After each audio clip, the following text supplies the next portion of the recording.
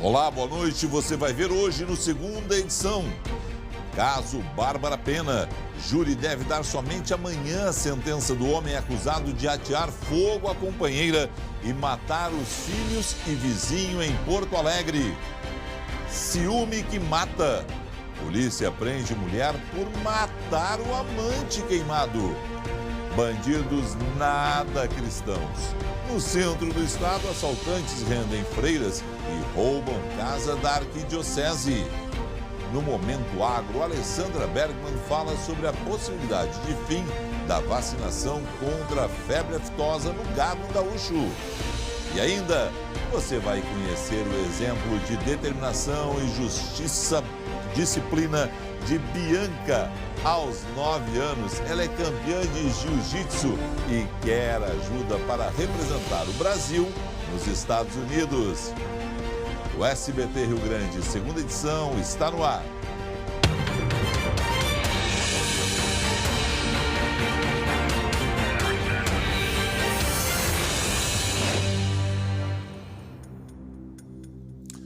Começou hoje o júri popular de João Guatimozin Mugem Neto. Ele é acusado de tentar matar a ex-companheira Bárbara Pena e de matar os 2 filhos e um vizinho de 79 anos. O caso aconteceu em 2013. Somente agora, 6 anos depois, isso tudo chega ao tribunal do júri. O caso transformou Bárbara em um símbolo da luta contra a violência doméstica. Bárbara Pena, de 25 anos, chegou ao foro apoiada em uma bengala. Ela usava um colar com a foto dos 2 filhos mortos no incêndio. Eu vim aqui, esperando a melhor condenação possível, a maior condenação que, para mim, com certeza é o mínimo que possa acontecer. Eu quero que seja feita justiça por todos nós, porque eu tive a minha vida destruída, seu Enio teve a sua vida destruída, meus filhos também. Bárbara Pena foi a primeira a depor ainda pela manhã. Ela retirou o aplique que cobre o lado direito da cabeça e mostrou aos 7 jurados as marcas de queimaduras e da queda. Ela contou que passou por mais de 200 cirurgias, mas que nenhuma traria os filhos de volta. À tarde, foram ouvidas as testemunhas de defesa, entre elas a mãe, o pai e amigos de João. 5 anos, 9 meses e 26 dias se passaram entre a tragédia e esta terça-feira, o dia do julgamento. As marcas continuam no corpo e no coração. Por mais que eu faça uma cirurgia, por mais que eu veja o monstro condenado, eu nunca vou ter meus filhos de volta. Então, para mim, isso é a pior dor que tem. Ela é a única sobrevivente do crime que aconteceu na madrugada do dia 7 de novembro de 2013. Segundo a denúncia do Ministério Público, João Guatimozin Mugem Neto, de 28 anos, usou o álcool para atear fogo no apartamento e na mulher. Depois, atirou Bárbara pela janela do 3º andar.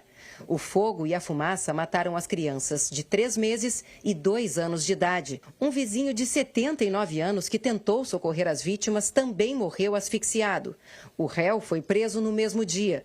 Segundo Bárbara, João não aceitava o fim do relacionamento. Ela teve 40% do corpo queimado. Durante o tempo que o processo ocorreu, Bárbara se tornou uma referência na luta pelas mulheres que sofrem violência doméstica. Ela denunciou problemas na rede de apoio e ajudou centenas de vítimas. A mulher, ela é criada para acreditar, para insistir no relacionamento, para acreditar em príncipe encantado. Só que a gente tem que entender que a realidade aqui fora é bem diferente. Os números estão aí para mostrar também, o quanto esses agressores são cruéis e que o final é sempre o mesmo. Ou essa mulher é assassinada, como eu poderia ser uma delas, ou fica com sequelas para o resto da vida, que é o que aconteceu comigo. A defesa alega que João era dependente químico desde a adolescência e agiu sob efeito de drogas. O João tem um diagnóstico de transtorno, isso está no processo, ele é semi-imputável, ele é parcialmente capaz de entender. Ele tem responsabilidade sobre algumas coisas e eu penso que outras pessoas têm responsabilidade também por aquilo que aconteceu, porque são pessoas que talvez tivessem mais condições de optar, mais livre-arbítrio para decidir estar lá ou não estar, e estavam lá. A expectativa é de que o julgamento termine nesta quarta-feira, quando os 7 jurados decidirão o destino do réu. E nós vamos ao vivo ao Tribunal do Júri. O julgamento segue aqui em Porto Alegre. A Luciane Coleman está no local e tem mais informações ao vivo. Lu, boa noite. Boa noite, Felipe. Boa noite a todos que estão nos assistindo. Olha, Felipe, nesse momento está depondo a última testemunha, a sexta testemunha de defesa. É um amigo do réu, do João Mugem Neto. Já falaram durante a tarde a mãe, o pai, o padrasto, também um companheiro de cela lá da penitenciária de Charqueadas e também uma outra amiga do João. Mas lembrando, né, Felipe, que todas essas testemunhas da defesa, elas têm algum vínculo ou familiar ou de amizade com o réu e por isso elas são vistas como informantes e não exatamente como testemunhas. Elas não passam por um juramento, né? Elas podem inclusive mentir, enfim, elas não têm o mesmo tratamento de uma testemunha oficial. A seguir, ainda hoje, deve ser feito ainda o interrogatório do réu, do João Mugem Neto, e amanhã pela manhã, amanhã deve acontecer o debate, né, entre acusação e defesa e à tarde a réplica, a tréplica e, posteriormente, então, dada a sentença ao réu. Olha, Felipe, a gente vê aqui quem está acompanhando aqui o julgamento, que a estratégia da defesa, ela está bem clara.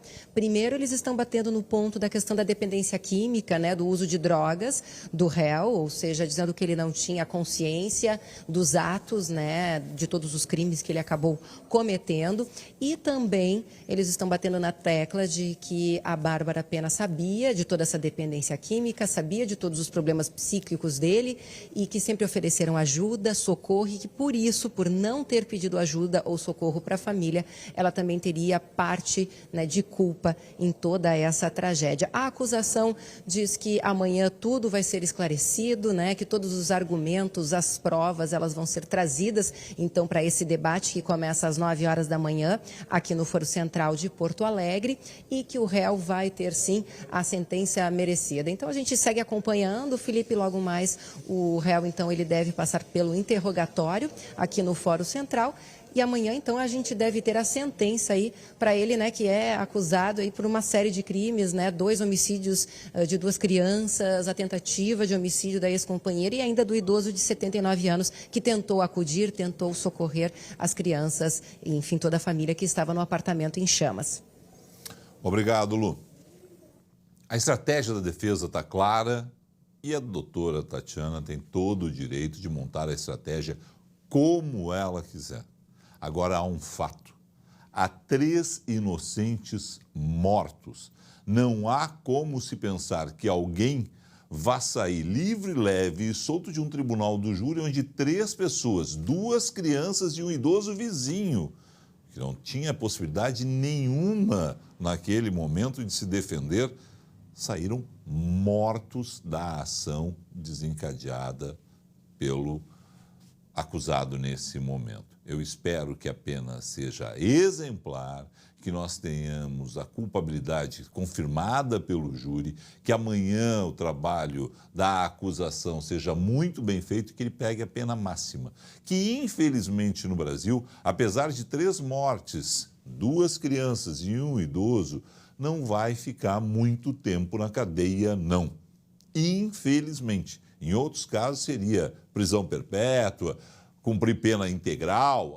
Foi lá, 50 anos de prisão, vai passar os 50 anos na prisão. Não é o caso do Brasil. Infelizmente, né? Por maior que seja o crime, fica naquela barreira dos 30 anos e se cumpre uma parte e depois, né, você tem aí a situação da progressão de regime, que eu gosto sempre de chamar de regressão, né? Porque afinal de contas não progride, regride, diminui o tempo. Mas é a lei brasileira. Mas vamos tratar de outro caso agora. De caso de bandidos que ainda não foram nem pegos ainda. Mas esses vão ter que se acertar com a justiça divina um dia também. Em Santa Maria, bandidos renderam as freiras e roubaram a casa da arquidiocese da cidade. Olha a câmera de segurança aí, gente. A câmera de segurança flagrou o momento em que esses bandidos chegam no local. O primeiro com uma cesta de roupas, olha ali, dizendo que gostaria de fazer uma doação. Elas abriram a porta inocentemente, foram surpreendidas. 3 freiras que estavam no local foram rendidas e outras 4 que chegaram durante o assalto também foram amarradas com toalhas e lençóis. O computador com imagens de câmeras de segurança foi danificado. E os homens buscavam um cofre que, segundo as irmãs, não existe. Eles fugiram com celulares, dinheiros e chaves de casa. As vítimas ficaram trancadas lá dentro. Um vizinho escutou o pedido de socorro das freiras e chamou a polícia. Isso aconteceu ontem à tarde em Santa Maria. E olha, gente, vamos combinar o seguinte, eu não sei qual é a posição das freiras, né, se elas vão dar o perdão. Eu não perdoaria, né? Mas um dia eles vão se confrontar com a justiça divina, que pode, nesse caso, e eu espero que sim, seja bem mais implacável que a dos homens. E a gente vai contar agora a história de uma menina de 9 anos. Apesar da pouca idade, ela é um exemplo de determinação e disciplina. A pequena Bianca de Viamão sonha longe. Ela quer chegar nos Estados Unidos, em uma das principais competições esportivas do planeta daqui a 5 meses. Diferente de muitos atletas, os treinos acontecem em um local bem diferente.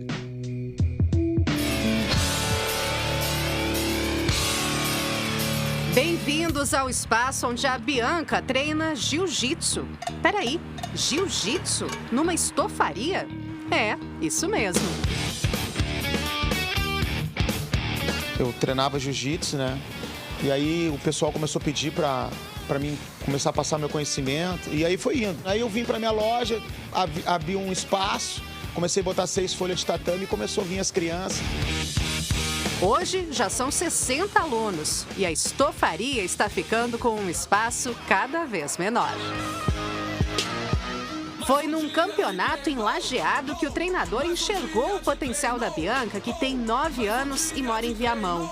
Com o convite de conhecer a academia, pai e filha vieram até aqui e ficaram impressionados com o que viram. Uma estofaria, né?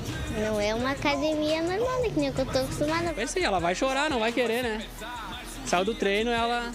Esse é o meu mestre, eu quero treinar só aqui agora. E foi assim que a guriazinha determinada, que compete profissionalmente há apenas 1 ano, começou a acumular medalhas. Aliás, das 27, só de ouro são 20. E entre elas, as do Campeonato Brasileiro e Mundial. Para conseguir dinheiro e participar das competições, ela motivou a mãe a fazer bolo para vender e a superar outros medos.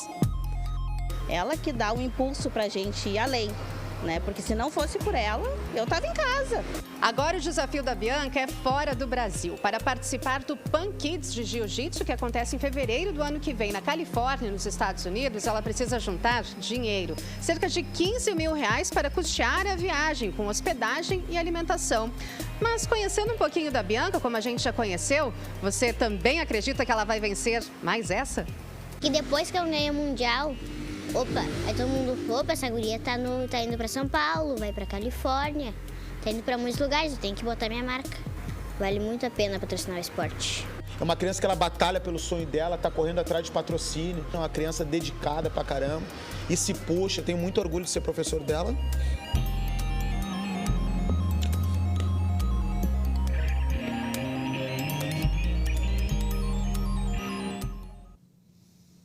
Portanto, está aí a história da Bianca e dá para a gente colaborar com esse sonho, dá para a gente colaborar com essa futura campeã de competições adultas, né? Porque criança ela já está um arraso. A gente já vê aí que adolescente ela vai ser também aí um caminho maravilhoso no esporte, né? Mas a gente quer ver essa menina no tatame, em grandes competições, representando o Brasil também na fase adulta. E para isso precisa evoluir no esporte a partir de agora e todos podem e devem colaborar. O Hospital de Clínicas de Porto Alegre abriu inscrições para concurso na área da saúde. Dá só uma olhadinha. As vagas são para profissionais com nível superior. Entre os cargos disponíveis estão paramédico otorrinolaringologista, pedagogo para creche e terapeuta ocupacional. As inscrições custam R$ 117 e podem ser feitas até 23 de setembro no site www.portalfaurgs.com.br/concursos. Para quem não tem acesso à internet, pode comparecer à sede da FAURGS, na Avenida Bento Gonçalves, 9500, no prédio 43.609, no campus do Vale da URGS. O horário de atendimento é das 9 da manhã às 5 da tarde, de segunda a sexta.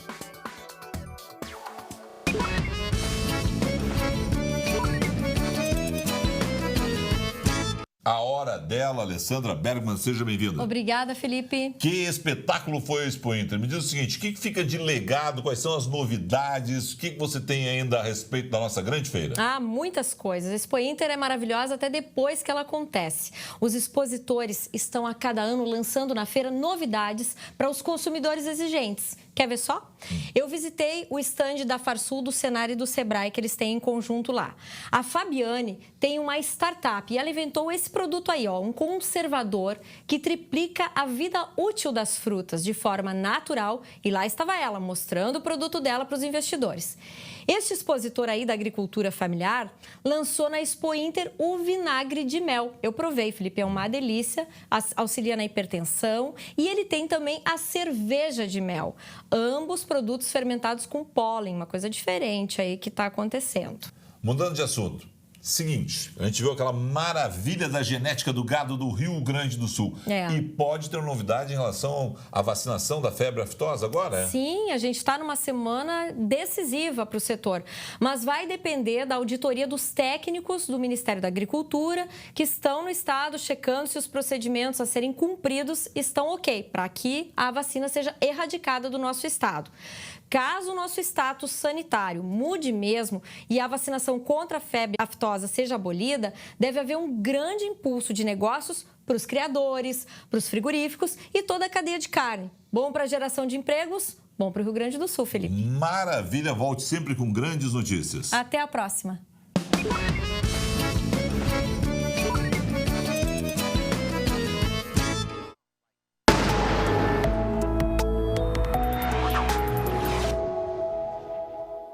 Depois de falar do agronegócio, vamos ver como será o tempo, né, para os nossos agricultores e para nós, nas regiões urbanas também.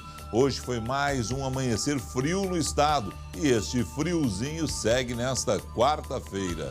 Amanhã, grande parte do Rio Grande do Sul terá temperaturas mínimas inferiores a 5 graus centígrados. O tempo fica ensolarado à tarde e a temperatura sobe devagar.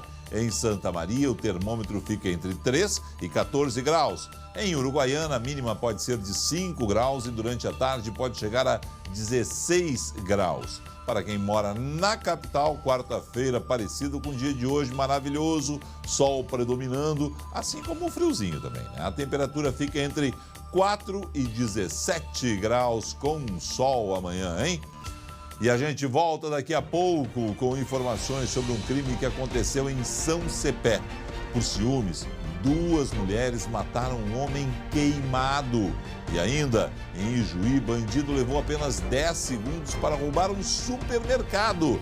Em instantes, aqui no Segunda Edição.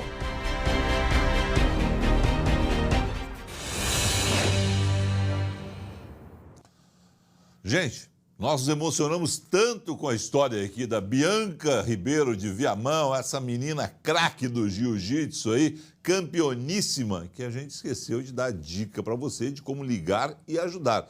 Entre em contato com o pai da Bianca, 99688-2270, 99688-2270. Conversa com ele, né? Vê como é que pode ajudar, principalmente se você for empresário e quiser aí patrocinar a Bianca, porque afinal de contas o retorno é certo. Em São Cepé, no centro do Rio Grande do Sul, a polícia prendeu uma mulher suspeita de matar o amante queimado. A Bruna Tasqueto tem mais informações. Bruno Toledo dos Santos, de 25 anos, foi encontrado morto dentro de casa. O crime aconteceu no dia 7 de agosto, no interior de São Cepé. O corpo estava carbonizado. 2 mulheres foram presas preventivamente pela polícia como autoras do assassinato. Uma delas é casada e mantinha um relacionamento amoroso com a vítima há cerca de 2 anos. A outra era amiga dela e acabou confessando o crime.